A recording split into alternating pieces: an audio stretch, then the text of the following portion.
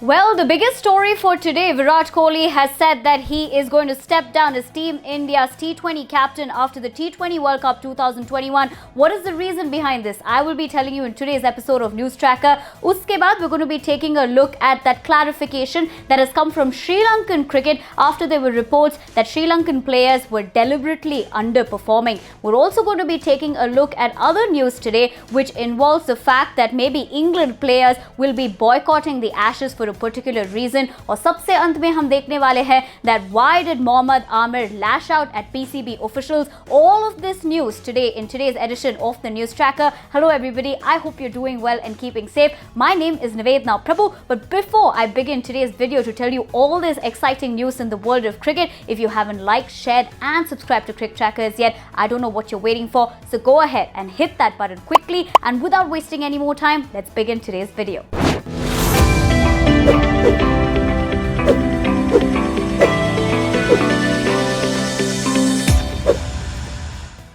In what comes as a sensational development surrounding Virat Kohli's captaincy, Virat has announced that he is resigning from the post of Team India's T20 captaincy after the high-profile T20 World Cup 2021, which will start next month. Now, he also took to social media, and in that particular post, he shared, one of the reasons why he has taken this decision. And what did that post say? Well, let's find out. Now, Virat took to social media to announce this particular move of his. In that post, he has said that he is fortunate enough to not only represent India but also lead the Indian cricket team to his utmost capability. He also spoke about the different kind of workload he had in the past 8 to 9 years in playing in different formats, of course, and of course him also to lead the Indian team in Test and ODI cricket. But he's given everything to the team during his time as the T20 captain, and he will continue, of course, to do so for the T20 team. But on the other hand, after having a discussion with Ravi Shastri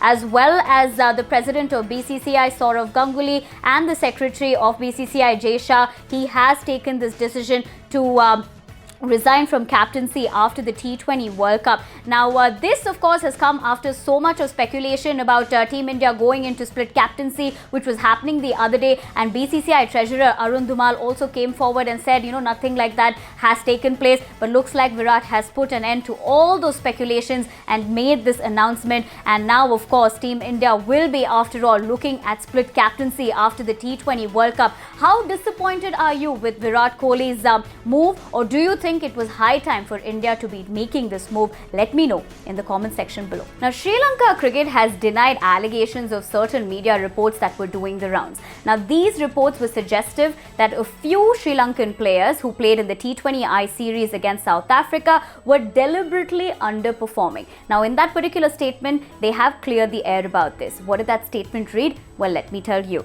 Now, that statement said, Sri Lanka Cricket has not received such a complaint from the team management against any player of the national squad.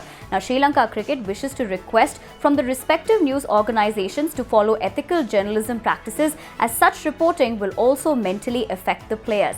Now, this, of course, different cricket boards do not really go out there and make a statement in terms of when these allegations are put about players in general. But I guess like how the Sri Lankan statement did suggest that at the end of the day, with a high-profile event like the T20 World Cup also just around the corner, this could affect players mentally as well, especially at a time when they're already going through enough pressure because of the bio bubble kind of security measures. They're already under different kind of pressure, and this can just add to it, which is probably why the Sri Lankan cricket thought it's best to really call out those news organizations which are, circulating these sort of media reports. Now, there's a lot of excitement for the Ashes. Now, the 2021-22 edition of this will be happening at the end of the year in December. But there is some confusion surrounding this particular tour, especially from the England players' point of view. This is because of the strict quarantine measures that are set place in Australia, which is why certain, English players are not very comfortable with that. On one hand, ECB is adamant to go ahead with the tour, but on the other hand, England players, as per reports, are suggestive of the fact that they're not very comfortable with these measures. That's also because you have to keep in mind that many players, of course, will be taking part in the IPL from the England squad, and then right after that will be the pressure of the T20 World Cup, and then of course the Ashes. And throughout this period, they will be in a situation where they will have to be confined to their hotel rooms, bio bubble sort of measures, which can again really impact their mental well-being, which is one of the reasons why certain players are not comfortable with those really hard, strict rules that Australia has set out for people who will be coming into that country. But let me give you a little bit of more information about a particular statement that was reported in a leading media house. Now, that report suggested that the prospect of England fielding a significantly under-strength squad in the Ashes would appear to have grown following talks between the team and officials at the ECB. As a result, they're considering their options.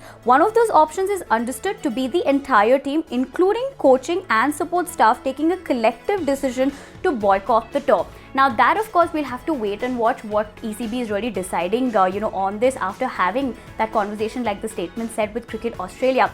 But what do you all think? On one hand, of course, COVID is a time where it is such an uncertain kind of period all of us are living in. Keeping also mental well-being in mind is one aspect of it. But for the fact that if England players, let's say star England players, were to pull out from the Ashes, what kind of a bigger difference will it have on an event like the Ashes? Because even previously Michael Vaughan did speak about the fact that if England, the squad does not play with the star players, then it makes no sense to go ahead with the Ashes. So what is your take on this entire situation? Give me your thoughts in the comments below. Mohammed Aamer was named in the list of contracted players under Category A by the PCB, but Mohammed Aamer went ahead and turned down that offer. Now, this is because of the fact that he feels like if he's not going to play international cricket for Pakistan, what is the use of being included in the domestic aspect of it? Now, what did Mohammed Aamer say about this entire situation? Let's find out. Now, Aamer said, if I'm not playing international cricket, then what's the point of featuring in domestic cricket? They want to control me by offering this contract, but that's not going to happen. PCB should have contacted me before including my name in the domestic contracts list. They, he's referring to PCB, have well-educated people in their ranks, but they still behave like ignorance.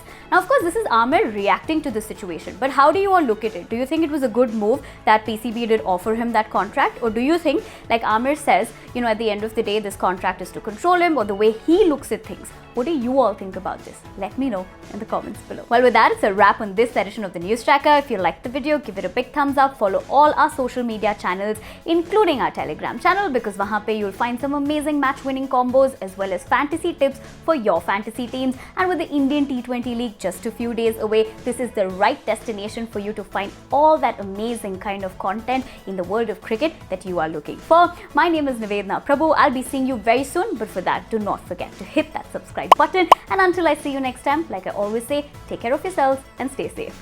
Bye-bye.